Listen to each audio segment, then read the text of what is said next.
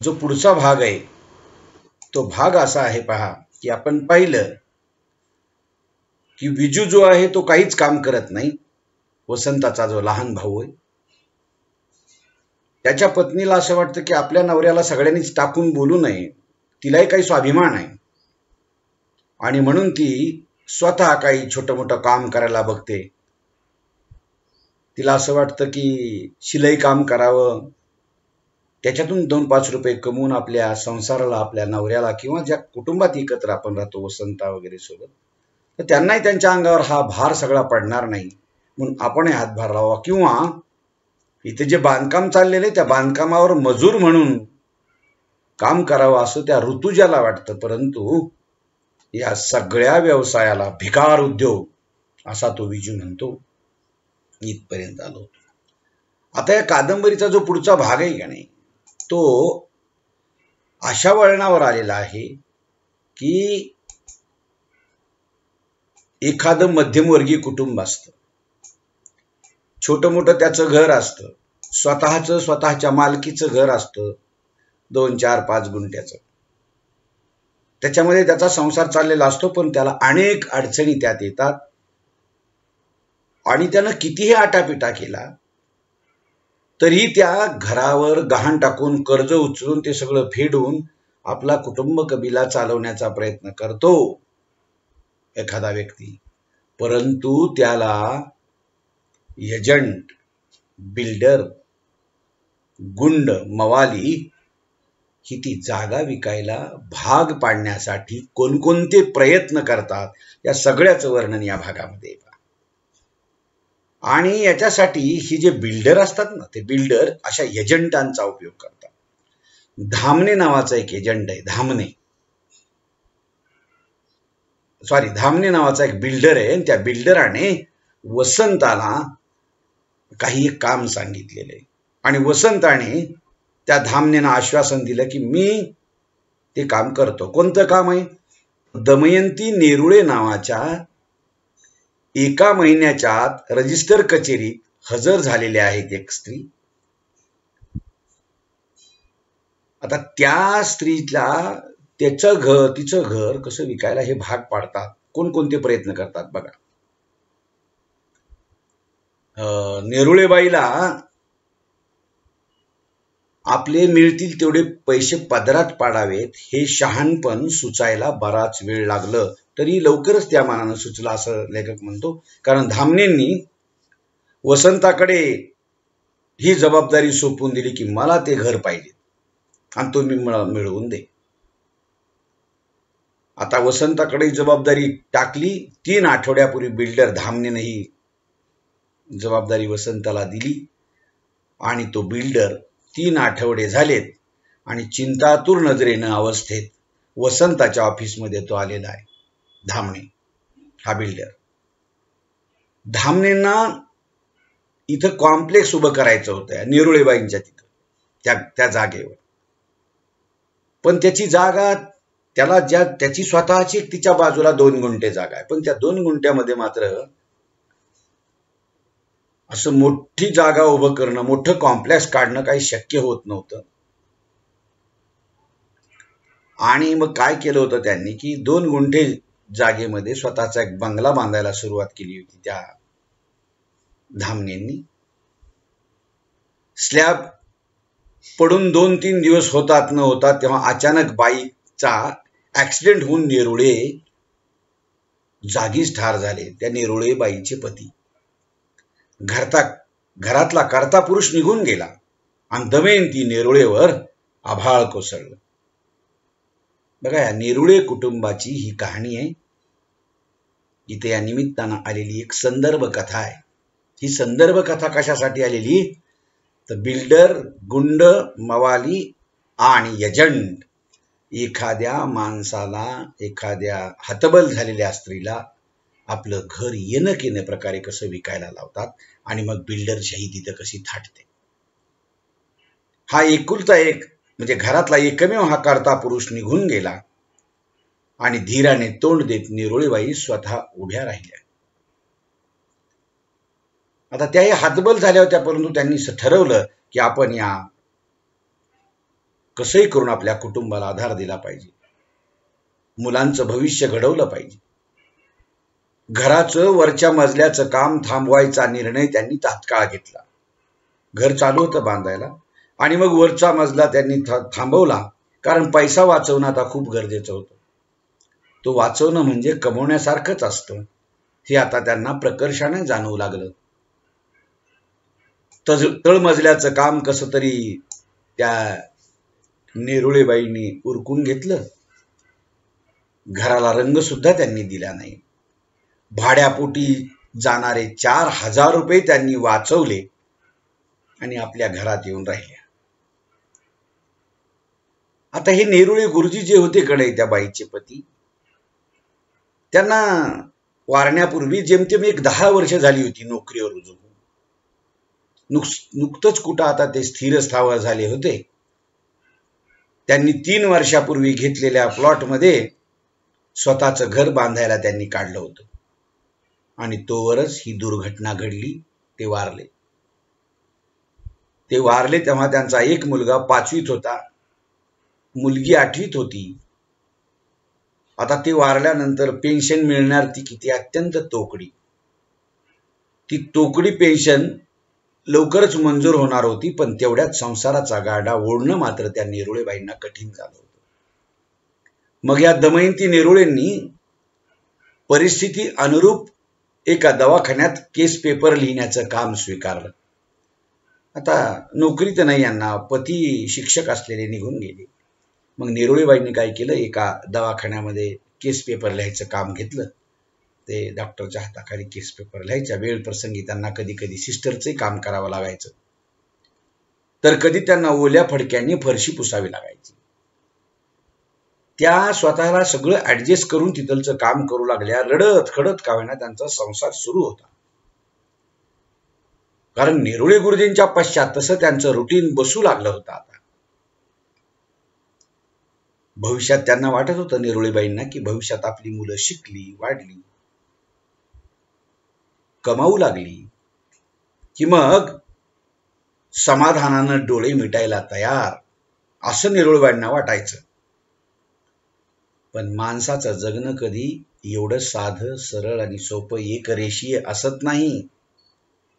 त्याला अनेक कंगोरे असतात, अनेक संकटांच्या मालिका जीवनामध्ये उभ्या राहतात. आणि मग दमयंती नेरुळेंचा मुलगा जेव्हा सायकलवरून हायस्कूलला ये जा करू लागला, तेव्हा त्याला त्रास होऊ लागला. श्वास अडकल्यासारखा त्याला व्हायचा, छातीत दुखायचं, पोरगं अस्वस्थ व्हायचं, वेदनेनं विव्हळायचं, लोळागोळा व्हायचं. आणि मग त्या श्रीमती नेरुळेंनी त्याला दवाखान्यात नेलं, तपासण्या केल्या, तर निदान झालं की पोराच्या हृदयाच्या झडपेत काहीतरी गडबड होती. डॉक्टरांनी सांगितलं याला लवकरात लवकर ऑपरेशन करावं लागेल. ऑपरेशनही झालं. काही आप्तेष्ट नातलगांनी आर्थिक मदत केली. लेखक केव्हाही एखादी घटना जेव्हा सांगतो ना, तेव्हा ऑपरेशन करावं लागेल असं सांगतो. ऑपरेशन कसं केलं, काय केलं हे ह्याच्यात त्याला हे नाही, तर ते लगेच ऑपरेशन केलं, झालं. पण त्याच्यासाठी झालेली धावपळ जी आहे ना, ती त्याला सांगायची. मग काही आप्तेष्टांनी नातलगांनी थोडी बहुत आर्थिक मदत केली. मुलाचं ऑपरेशन करून मुलाला घरी आणलं. दमयंती नेरुळेबाईंची सर्व जवळची पुंजी पोराच्या आजारपणात संपून गेली. घरात पडून असलेलं 2.5 तोळ्याचं गंटनही त्यांनी मोडलं. तरी देखील त्यांच्यावर 1.5 लाख रुपयाचं कर्ज झालं. हे कर्ज भागवण्याचं काहीच नियोजन त्यांच्याकडे नव्हतं. ज्यांनी त्यांना उसनवार रकमा दिल्या होत्या, हात उसण्या, त्या केवळ माणुसकी पोटी होत्या, त्या काय बुडीत नव्हत्या. जेमतेम ते मुलाचा ऑपरेशन होऊन त्याला घरी आणलं, आठवडा उलटून गेला. आणि मग जे नातेवाईक असतील किंवा जे कोणी ज्यांनी माणुसकी पोटी हातभार लावला होता पैशांचा, उसनवारीचा, त्या सगळ्यांनी पैसे मागायला सुरुवात केली. वेळ तर अडचणीचीच होती, तरी ह्या नेरुळेबाई डगमगल्या नाही.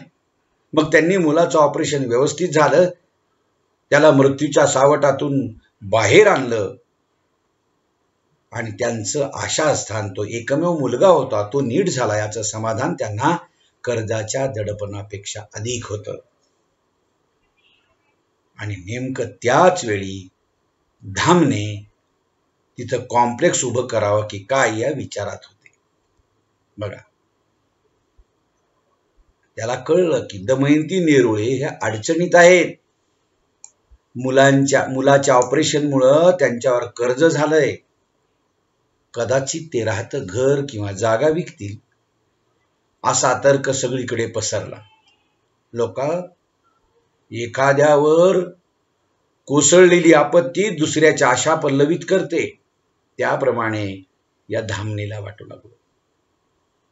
त्याची आशा पल्लवित झाली, त्याच्या आशेला नवी पालवी फुटली. त्याला वाटू लागलं की 2 गुंठे तर आपलं आहेच, 2 गुंठ्याच्या ऐवजी 4 गुंठ्यात अपार्टमेंट उभं करता आलं असतं तर. त्यांना ते सोन्याहून पिवळं होतं. आणि मग धामणेंना नेरुळेंच्या त्या जागेची नितांत गरज वाटू लागली. त्याला वाटू लागलं की 4 पैसे जास्त गेले तर चालतील, पण आपल्या फायद्याचे. आणि मग त्यांनी काय केलं की त्या दमयंती नेरुळेंना जागेसह घर विकणार की काय असं विचारलं. विकणार आहात का? त्या दमयंती नेरुळेंनी त्यांना स्पष्ट सांगितलं, मला घर विकायचं नाही. नकार दिला. घरावर कर्ज काढायचं व लोकांची देणी चुकती करायची असं त्यांच्या डोक्यात होतं.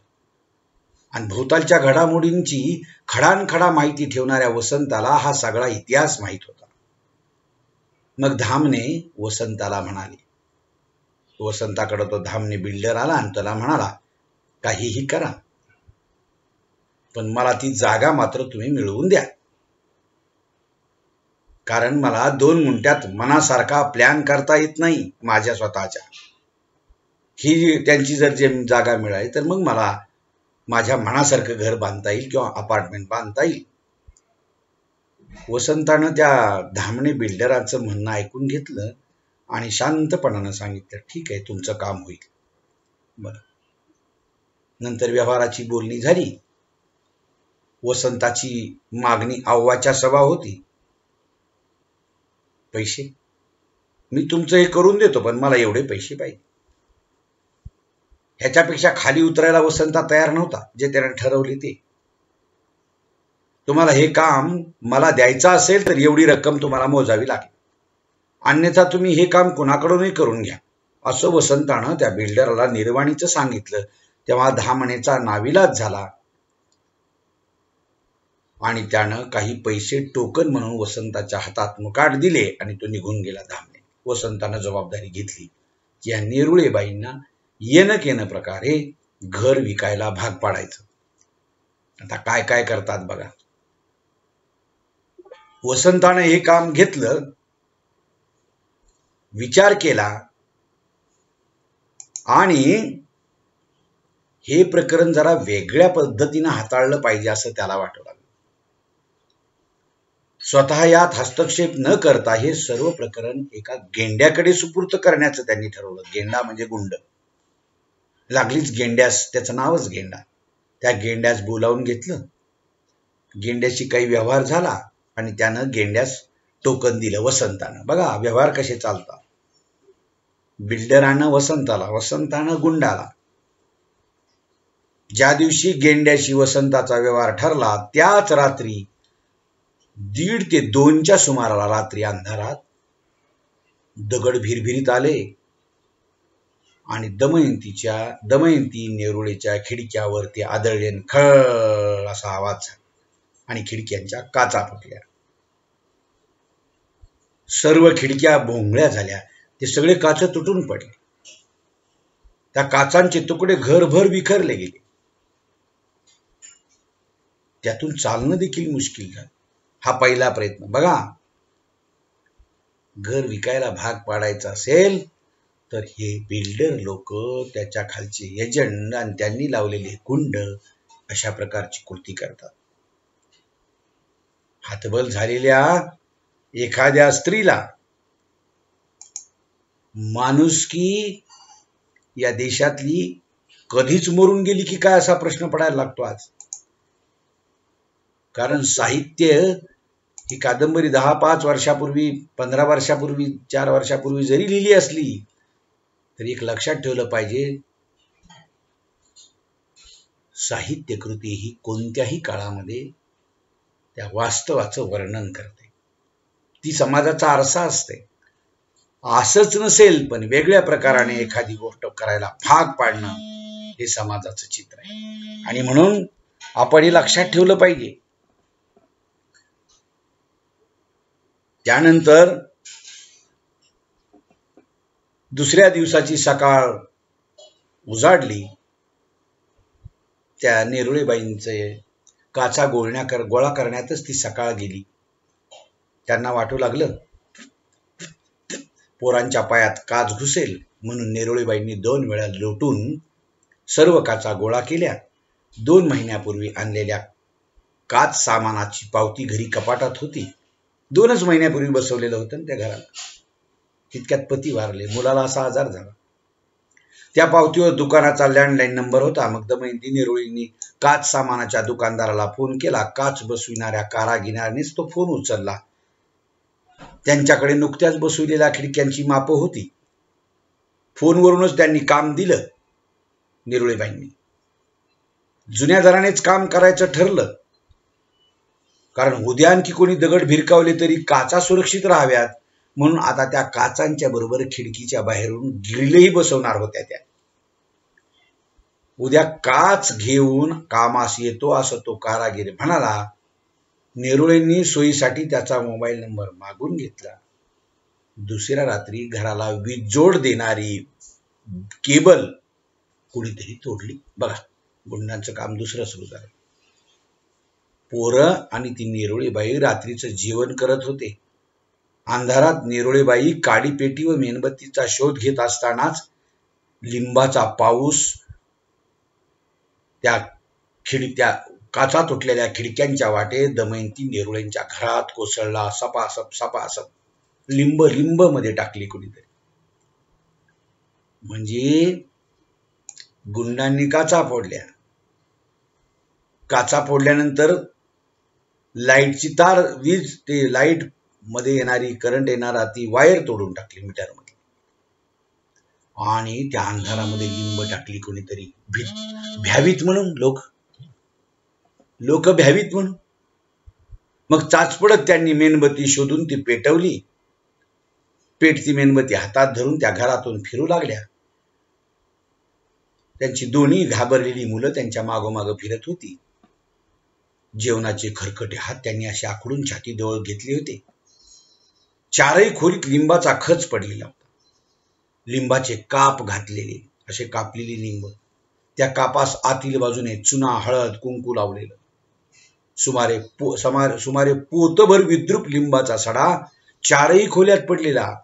आणि मग त्या रात्री दमयंती नेरुळे आणि त्यांची मुलं परत जेवू शकली नाही, झोपूही शकली नाही. हरणी भेदरलेली आणि पाडस भेदरून थरथरत तिला चिपकलेली होती. तिसऱ्या दिवशी दमयंती नेरुळेंनी काचवाल्या कारागिरास फोन केला. तो काल येणं अपेक्षित असताना आला नव्हता. फोन उचलला जात नव्हता त्याच्याकडून. आज त्या पुन्हा फोन करत होत्या. काही वेळाने त्याचा मोबाईलच स्विच ऑफ सांगू लागला. मग लँडलाईनवर त्यांनी फोन केला तर नेरुळेबाई बोलतायत हे समजलं की तो कट व्हायचा.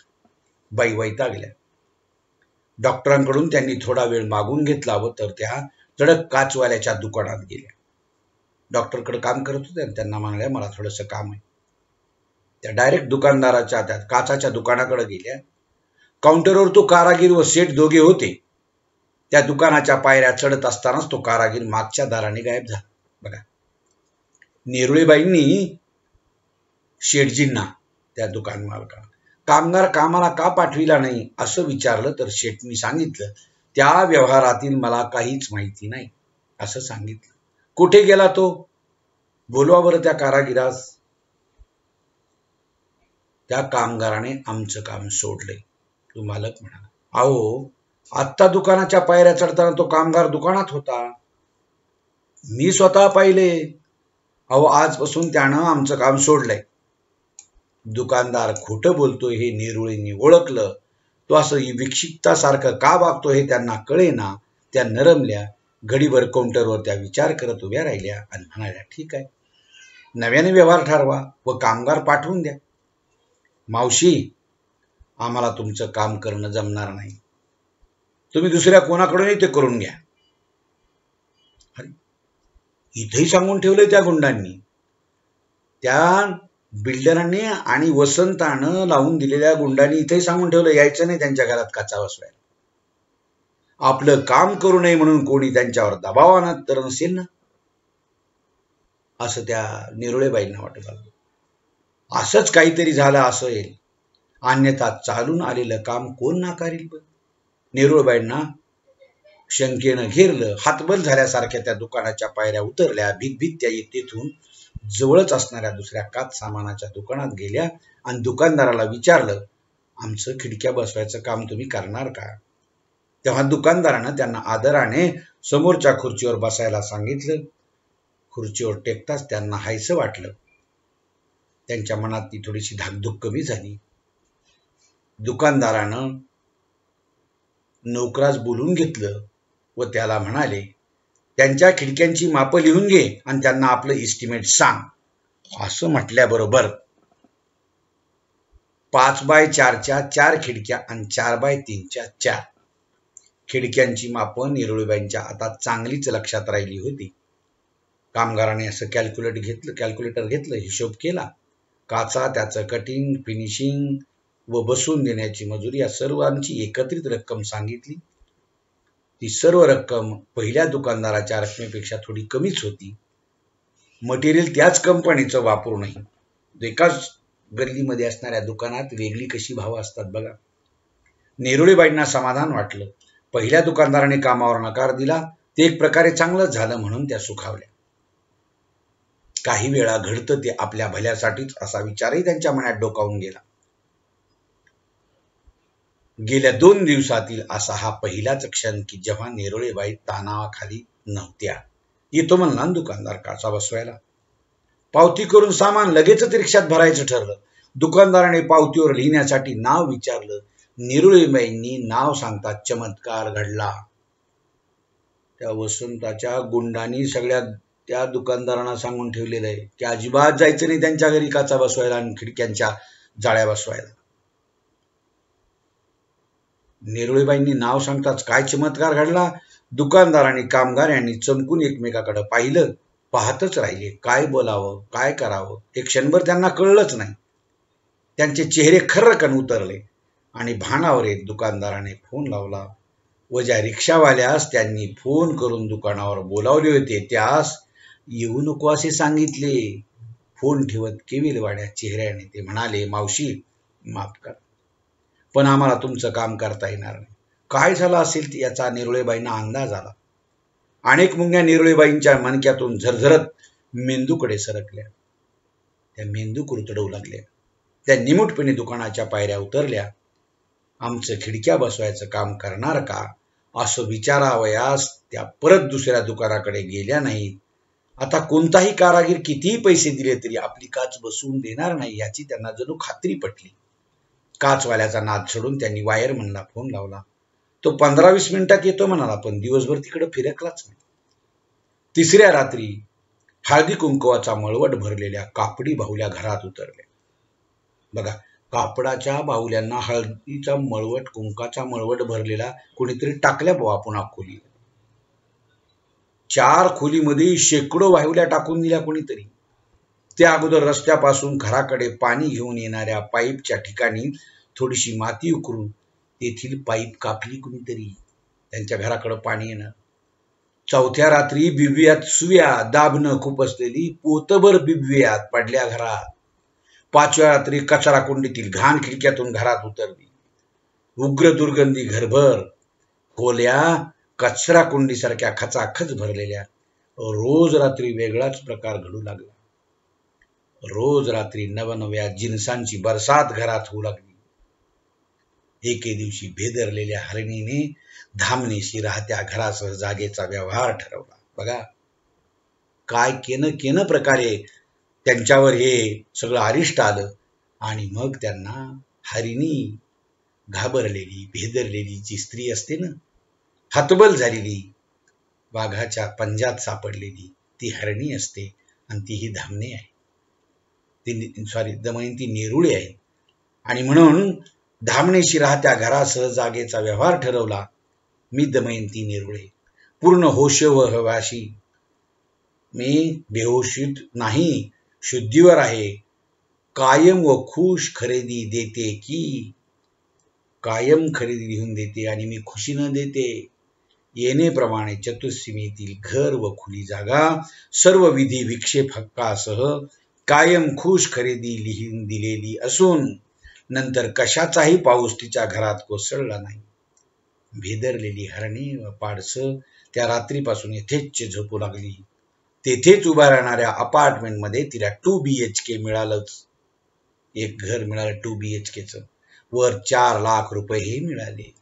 अशा रीतीनं हे बिल्डर, मवाली, गुंड आणि एजंट यांच्या चाचाला बळी पडून एका सामान्य मध्यमवर्गीय कुटुंबातील स्त्रीला हतबल करून जागा विकायला हे बिल्डरची दुनिया कशी भाग पाडते त्याचं दर्शन लेखकाने इथं घडवलेले पहा. मी तुम्हाला हा एक भाग सांगितल्यानंतर बाकीचा भाग तुम्हाला मी उद्याच्या तासाला सांगतो. ठीक आहे.